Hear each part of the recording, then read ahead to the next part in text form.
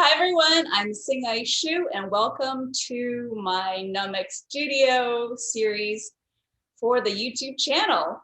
I have a wonderful guest today, Ron Stewart from Boulder, Colorado. Ron is the author of the book Then Comes a Wind, which is a story about a family struggle to homestead in 1900s Nebraska, among many other wonderful works. And Ron is also a regular member of my Conscious Listening Music Café, which is an online listening club. And this week, I am doing it right outside Boulder. Hey, Ron, how are things with you? Hsing-ay, I'm doing quite well, and thank you so much for having me. It's always fun to see you on Zoom. Online. Great. Well, I'm so glad you're here. And I'm so glad that we have this interesting challenge to share with people today about pairing one of your excerpts with a piece of music. But I wanted to first find out a little bit about your background. Did you go to concerts as part of your growing up? No, actually, my father was a builder, kind of blue-collar worker. My mother and father, as you mentioned, are from Nebraska. So they were pretty simple people, and we didn't do a lot of that sort of thing. Not that it wasn't accessible. It was there in Denver, but we just didn't avail ourselves of anything like that. However, in high school, and somewhere even before then, took an interest in classical music, especially choral music. And I had the benefit of just a fantastic choral director in high school. And I was an athlete and did all of that. But the thing that I remember most fondly is being in concert choir. And it was that experience, I think, that gave me the exposure to classical music, and went on to study music for a little while in college. But I was so far behind in any kind of formal training that I didn't think I had much of a chance of making it. So I eventually ended up with an English major and then a long career in newspapers. So it's after my retirement from newspapering that I began to write fiction and a little bit of poetry. Fabulous. Well, Ron, I love having lifelong learners like you in my cafes and my webinars and seminars, because you bring so much perspective to our discussions. So thank you. Thank you for contributing. Well, it's very, very humbling to think that we bring anything at all. We've learned so much from the Conscious Listening Café. So Becky and I have enjoyed it a lot. Thank you. I think the first class you came of mine was the Leonard Bernstein classes at the Boulder JCC. Exactly. It was, it was the JCC, and we had a lot of fun experimenting with Bernstein. It was just great. Yeah, that was really fun. And they have really good food too. But we had lots of interesting conversations about storytelling through music in some of those seminars. And I'm thrilled that you came back for more to spend time with me. We wouldn't miss it. We love it. Yeah, it's fun. So to fill in for the audience, back in December when we had our holiday social, and we invited people to perform their music or share their paintings or their writings, Ron, you shared a wonderfully descriptive excerpt from the book that you're currently writing. Can you tell us about that book? Yeah, I will a little bit. This is a book that's set in southern Tuscany, and my heroine is actually, we meet her early on in the book. She's an invalid. She's been paralyzed for reasons that aren't fully explained. But in addition to that, she's lost her ability to speak. She is unexpectedly visited by a man who says he was a general commanding German troops in World War II. And his soul was very troubled. He's trying to get past the regret, maybe even shame that he has for his role in the war. So he's come to her bedside to hopefully begin a conversation, which of course is complicated by the fact that she cannot speak. So the book sort of unfolds with this complication in mind. There's a need for reconciliation. There's the reconciliation process is symbolized within the novel by a garden that's part of her villa in the countryside, and the garden is run down. as is, of course, this man's soul. So the idea is to try to rebuild all of that. Yeah, you really create a wonderful atmosphere with so much concrete colors and objects in this room. And it's so helpful for us to find that emotional connection through all the imagery. So, so can you read this excerpt that you shared with us? Should we get to it? Here we go. Bear with me, I'm not the world's best reader, but we'll do the best we can. I have an assistant. I am concerned for Father, but not for his soul. His idea to make amends is commendable, and I support his effort. He's a pilgrim taking a pathway to enlightenment. While time makes its way too, he's stooped, his trousers bag atop his loosely laced and oddly chosen black athletic shoes. His hands, once thickly veined, drape across his cane. They become small, white, and soft as though belonging with velvet. He stands at this old woman's bedside like an acolyte at communion. We are solemn missionaries, the Father and me, the Son. The lady's worn room is adorned in old-fashioned taste, like the writing room of some long-dead poet. The draperies must have come from the East, damask, I think. They serve a utilitarian purpose, a curtain drawn against light so sleep can linger. They are the color of violet, interlaced with silver. Roped open, light plays on the surface. I see a floral design when they flutter, like a garden at nightfall, nearly invisible. She has an old chair, slumped with sitting. A dog curls, hopefully nearby. The upper part of the back cushion is pushed concave where the animal has lounged against her neck. A side table is cluttered with books. Atop a large tatted doily, I see copies of the Odyssey, 3 volumes of Virginia Woolf, Persian rugs worn with footfalls, especially in patches near the center, soften the terrazzo floors. The walls are plastered and painted in pale hues of green. The high ceiling is baby blue, the color of spring sky. There's a harpsichord, its lid propped open to reveal an idyllic landscape. Its lacquered wood is carved with the head of Pan at each end of the keyboard, holding a flute.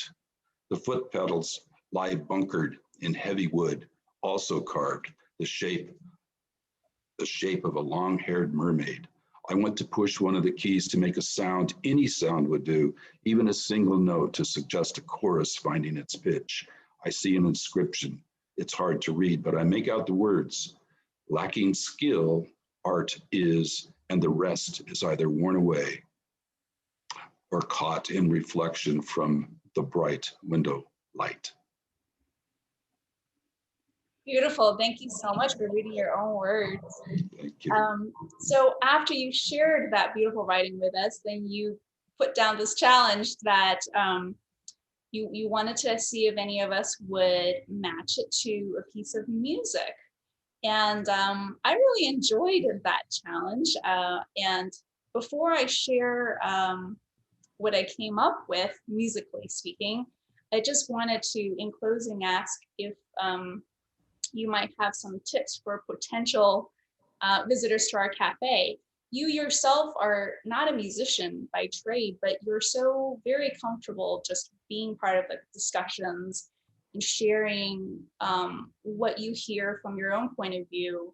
Do you have any advice for people who might be shy about coming because they're not professionally trained, or they may be anxious about being in a group of talented, wonderful, creative people?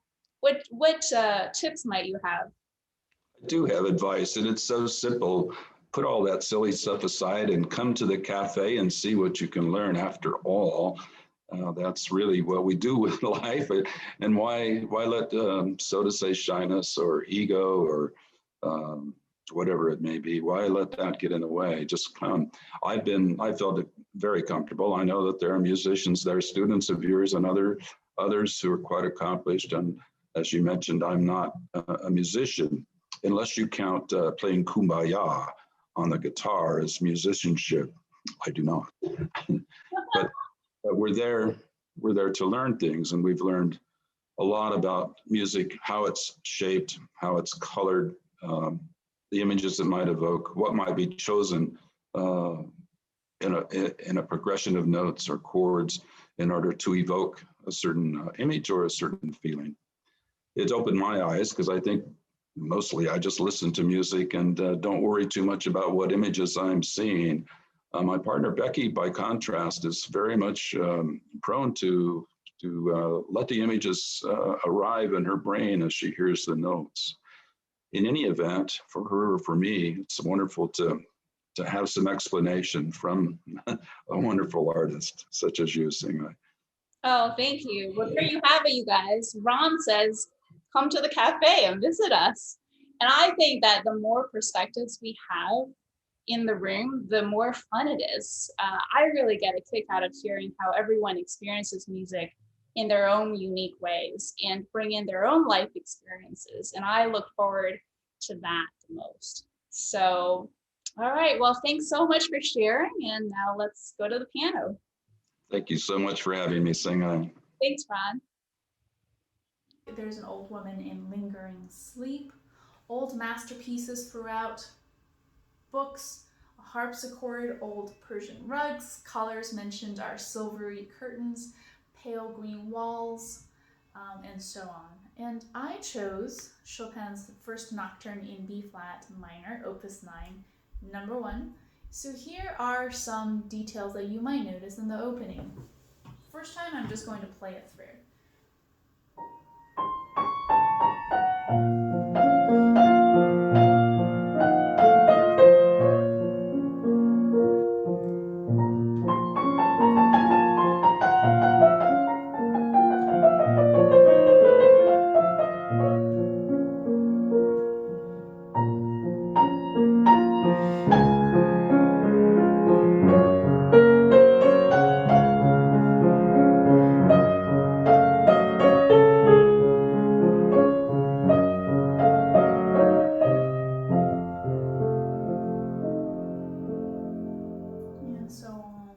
Now, some of the physical features you may have noticed is that the opening theme is a falling gesture.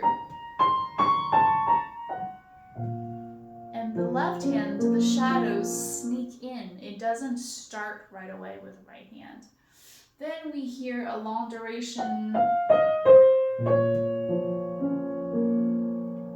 And the length of that note gives it a heaviness. Then when we have really free rhythmic rain in the right hand, it's 11 notes in the right hand versus 6 in the left. And the idea is to have this lack of direction. Now we're going to the non-legato.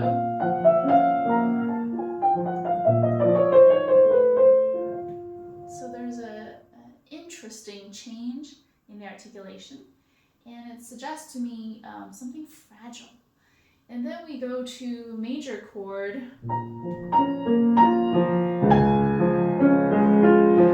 Now, that warmth, it suggests to me a richness, maybe a richness of knowledge and culture in this woman's life.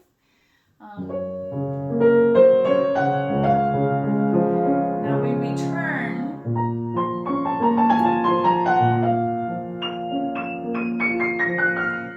Chromatic notes suggest to me a silvery color. There's something glistening. So this interval is really interesting. It feels a little off. It's a tritone. It's a diminished fifth. And so it feels like it's fallen.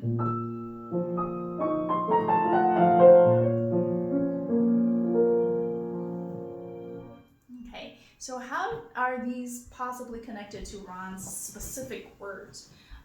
Number one, the theme of seeking and searching for closure, the awareness. I feel that in the blue quadrant of our mood meter, the sadness. And I hear the melodic contour, feeling sadness.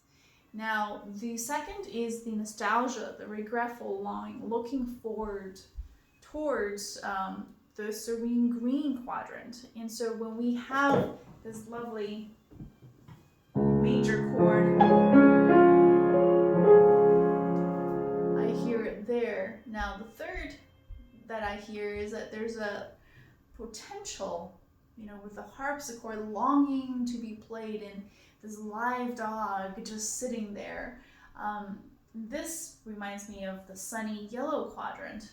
And when we have later on in the third theme, you're going to hear fortissimo in the middle of this nocturne. I